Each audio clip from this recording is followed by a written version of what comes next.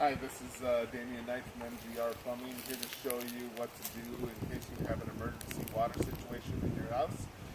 If you don't have a shut-off valve that works, or even a shut-off valve at your house, you can come out to your water meter and use this T-handle wrench, which you can buy at Home Depot for $20. I recommend every house have one, so you can come outside to your water meter.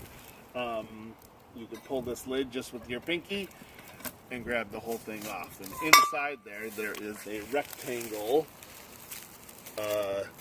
valve. It's called a ball valve for the city water meter, and all you do is you stick this on there and you turn it perpendicular to the pipe, so it's facing perpendicular to the pipe. When it's in line with the pipe, it's flowing.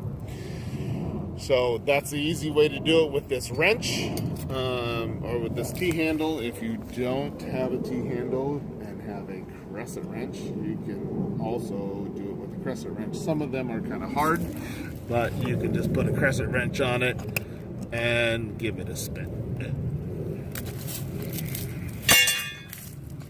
And see, like I said, it's not as easy as with a T-wrench, but you can do it with a crescent wrench.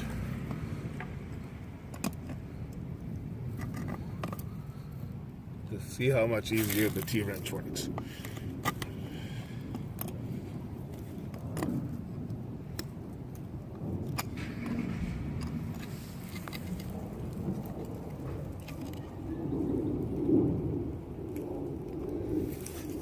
And that's how you turn your water off at your water meter. This is Davie from MGR Plumbing.